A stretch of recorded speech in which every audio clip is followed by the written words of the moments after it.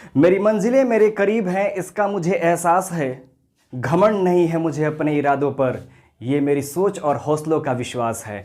Hello everyone, welcome to your YouTube channel study point 91। दोस्तों, पिछले हमने प्रीपोजिशन के सीरीज में पढ़ा था। प्रीपोजिशन एक कुछ इंपॉर्टेंट पॉइंट्स के ऊपर, प्रीपोजिशंस के डिफिनीशंस के पॉइंट्स पर हमने चर्चा की थी और हमने वहां पर कुछ उसके टर्म्स को हमने पढ़ा था। आज हम प्रीपोजिशन के आगे के भाग को पढ़ेंगे जो कि आपके लिए हमेशा यूजफुल रहेगा, चाहे आप किसी भी कॉम्पिटिटिव एग्जाम में बैठे या फिर किसी भी इंटरमीडिएट के या फिर किसी भी तरह के एग्जाम्स को आप क्वालिफाई करने की कोशिश करते हो। तो हम आगे बढ़ते हैं अपने प्रीपोजिशन के सीरीज को लेते हुए, जिसमें अगला नंबर आता है फ्रॉम का। फ्रॉम एक ऐसा पॉइंट है जो कि हम विद्यार्थियों के लिए एक बहुत ही एक रुचि का विषय रहता है कि एक्चुअल में फ्रॉम का प्रयोग किस प्रकार से किया जाए। अक्सर हम लोग देखते हैं ना कि कभी लेटर वगैरह लिखना होता है तो फ्रॉम और टू का प्रयोग किया जाता है। फ्रॉम कहाँ से आया, टू किसकी ओर जा रहा है, तो इस बात की ओर इंडिकेट करना हमारे लिए बहुत ज़रूरी होता है। तो हम बात करते हैं फ्रॉम, जिसका एक्चुअल तो हिंदी में कहा जाता है से। हम कभी भी, आपसे हम बार बार कहना चाहते हैं कि कभी भी हम प्रीपोजिशन को, चाहे इंग्लिश के टर्म को ही, हम कभी हिंदी से उसको जोड़कर नहीं देखेंगे। जब हम इंग्लिश टू इंग्लिश के फॉर्म को सीखेंगे तो हमारे लिए बेहतर वो हो सकता है। तो फ्रॉम जिसका मतलब होता है से, और इसके कुछ पॉइंट्स होते हैं कि कहाँ कहाँ हम फ्रॉम का यूज कर सकते हैं। और ये जो पॉइंट्स आपको भाई बता रहे हैं ये बहुत ही सटीक होंगे और इसको हमेशा आप अपने डेली लाइफ में यूज कर सकते हैं, स्पोकन में यूज कर सकते हैं, अपने एग्जाम्स में यूज कर सकते हैं। तो पहला कहता है किसी जगह से, यानी कि फ्रॉम सम प्लेस, यानी कि जब हम फ्रॉम का प्रयोग कर रहे हो तो हम किसी जगह को डिनोट करने के लिए भी कर सकते हैं, जगह से इसको सूचित करने के लिए भी कर सकते हैं। जैसे एग्जांपल हमारा कहता है कि मैं पटना से आ रहा हूं। पटना से, ध्यान दीजिएगा यहां पे पटना से आ रहा हूं, यानी कि मैं पटना को छोड़कर आ रहा हूं, यानी अलगाव की भी बात हो रही है यहां पे। यानी पटना से, किसी जगह से, जगह यहां पे है पटना, वहां से, तो यानी कि आई एम कमिंग, आ रहा हूं फ्रॉम पटना, यानी कि मैं कहीं था और वहां से मैंने पटना से कहीं और का हमने यात्रा किया, तो जो जगह हमने छोड़ा वो हमारा क्या हो गया, फ्रॉम हो गया। अगला देखिए, हम बिहार से हैं, हमारा जगह क्या है, बिहार से, यानी हम लोग फ्रॉम बिहार हैं, यानी कि मतलब वी आर फ्रॉम बिहार। देखिए, कोई भी व्यक्ति कहीं ना कहीं से तो बिलोंग करता होगा, तो जो व्यक्ति जिस जगह से बिलोंग करेगा, जिस जगह से बिलोंग करेगा, तो वहां पर हमेशा वो फ्रॉम का प्रयोग करेगा। याद रखिएगा इस पॉइंट को। अगला पॉइंट देखते हैं, किसी समय से, यानी पॉइंट ऑफ टाइम। जब किसी समय को भी इंडिकेट करना होगा तो हम फ्रॉम का प्रयोग करेंगे। कैसे करेंगे समय के साथ, तो ध्यान दीजिए, यहां पे कह रहा है कि मैं कल से काम करूंगा। कब से करूंगा, कल से। कल जो हो गया, समय हो गया, टाइम हो गया, यानी कल से करूंगा। I will work, I will work, मैं काम करूंगा फ्रॉम टुमारो।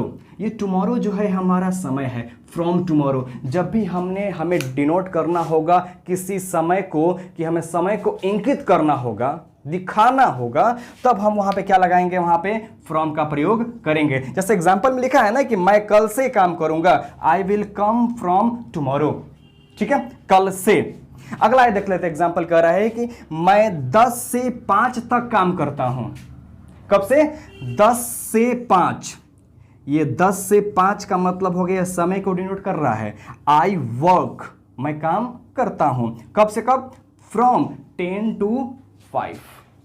ध्यान रखिएगा इस चीज को कि हमेशा जब भी समय को डिनोट करना होगा तो खास तौर पर फ्रॉम का प्रयोग किया जाता है।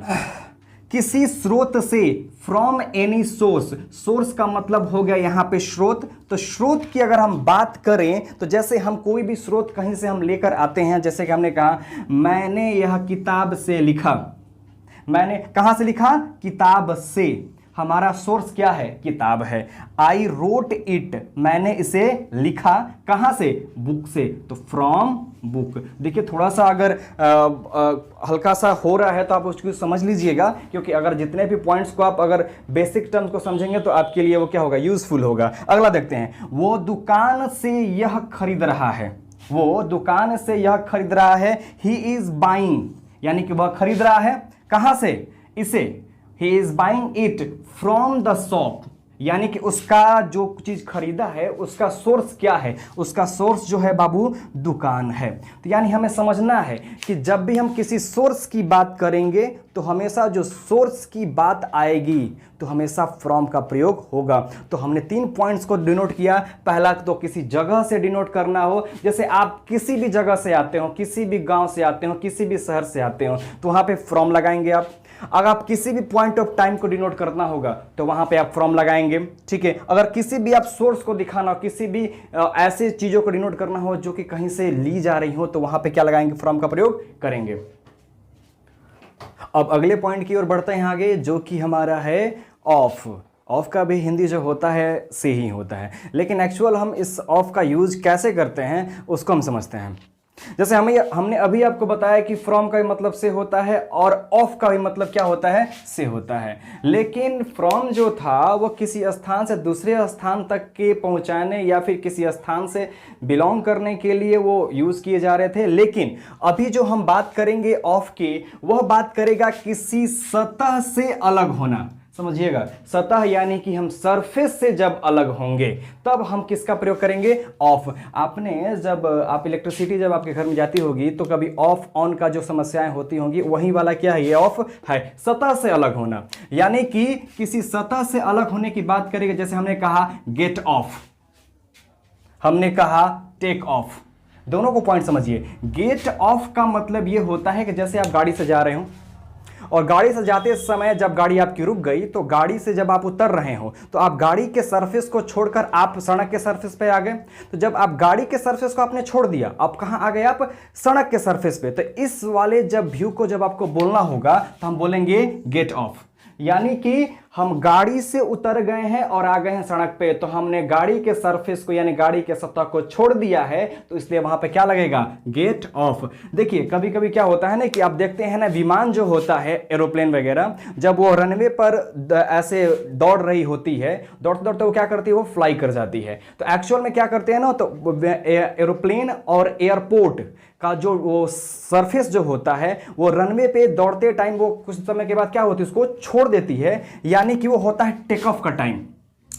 यानी कि जब वो टेक ऑन करेगी यानी सरफेस पर जुड़ जाएगी, और टेक ऑफ का मतलब ये हो जाएगा सरफेस को क्या कर रही है? छोड़ रही है। एरोप्लेन क्या कर रही है? तो सरफेस को छोड़ रही है, तो वो हो जाएगा टेक ऑफ। इसी चीज को हमें समझना है कि किसी सतह से अलग होना।